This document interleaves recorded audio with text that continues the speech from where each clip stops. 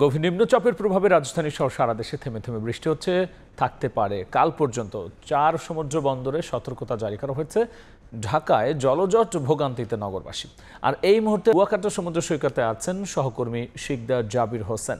সৃষ্টি না হলেও লঘুচাপটি কিন্তু গভীর নিম্নচাপে রূপ নিয়েছে, যার কারণে কুয়াকাটা সমুদ্র সৈকতে এই মুহূর্তে উত্তাল রয়েছে। সেই সঙ্গে বইছে ঝড়ো হওয়ায়, এত পরিমাণ ঝড়ো হওয়া দেখতে পাচ্ছেন আপনারা। আসলে এখানে সমুদ্র সৈকতের পাশে দাঁড়িয়ে থাকাই কিন্তু দুষ্কর হচ্ছে, এবং সমুদ্রের আশপাশের যে অস্থায়ী দোকানগুলো রয়েছে সেই ছোট ছোট দোকানগুলো কিন্তু বাতাসে উড়িয়ে নিয়ে গেছে। এবং এই মুহূর্তে কিন্তু জোয়ার বইছে। এই জোয়ারের প্রভাবে কিন্তু কুয়াকাটা সমুদ্র সৈকত সহ উপকূলের যে নিম্নাঞ্চল, সেই নিম্নাঞ্চলের কিন্তু ব্যাপক ক্ষয়ক্ষতি হচ্ছে। এবং আমরা যেটা দেখেছি যে আজকে সকাল থেকে দুপুর এবং দুপুর থেকে বিকেল পর্যন্ত উপকূলীয় এলাকার বেশ কিছু বেড়িবাঁধ ভেঙে গেছে, এবং বেড়িবাঁধ ভাঙার কারণে কিন্তু লোকালয়ে পানি প্লাবিত হয়েছে, এবং শত শত গ্রাম কিন্তু ডুবে গেছে, এবং মানুষজন কিন্তু গ্রাম ছেড়েছে।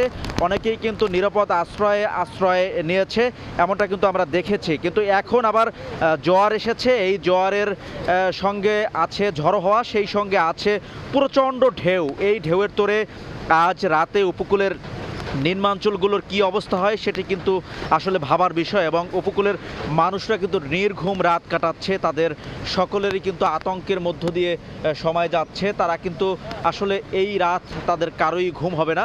মূলত পটুয়াখালীর উপকূলের যে বিচ্ছিন্ন দ্বীপগুলো রয়েছে, বিশেষ করে রাঙ্গাবালী উপজেলার চরমন্তাজ, চালিতাবনিয়া, চর আন্ডা, মাঝের চর সহ বেশ কয়েকটি দ্বীপ জনপদ রয়েছে। যেই দ্বীপ জনপদগুলো প্রতিবারের ঘূর্ণিঝড়ের লণ্ডভণ্ড হয়ে যায়, এবারও কিন্তু তার ব্যতিক্রম নয়। এবার কিন্তু ঘূর্ণিঝড় না হলেও নিম্নচাপ এমনভাবে রূপ নিয়েছে, এমনভাবে ভয়াল আগ্রাসী আকার ধারণ করেছে।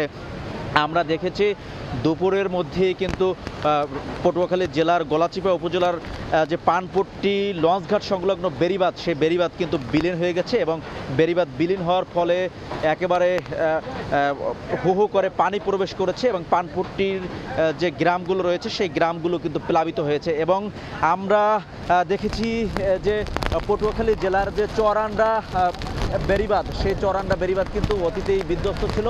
সেই বিধ্বস্ত বেড়িবাঁধ দিয়ে কিন্তু হু হু করে পানি প্রবেশ করেছে, এবং পানি প্রবেশ করার ফলে কিন্তু চরান্ডার যে মানুষ, সে মানুষরা পানিবন্দী হয়ে পড়েছেন, এবং তারা কিন্তু জলবদ্ধ হয়ে পড়েছেন।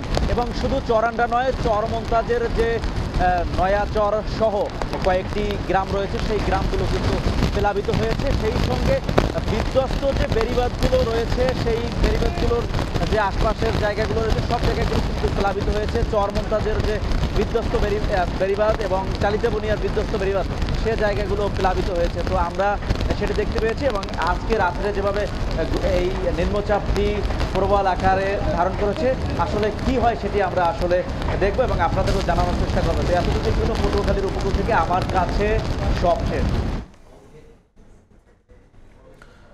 গভীর নিম্নচাপের প্রভাবে রাজধানী সহ সারা দেশে থেমে থেমে হচ্ছে বৃষ্টি, থাকতে পারে কাল পর্যন্ত। 4 সমুদ্র বন্দর সতর্কতা জারি করা হয়েছে। সবশেষ নিয়ে জানাচ্ছিলেন সহকর্মী শিকদার জাবির হোসেন।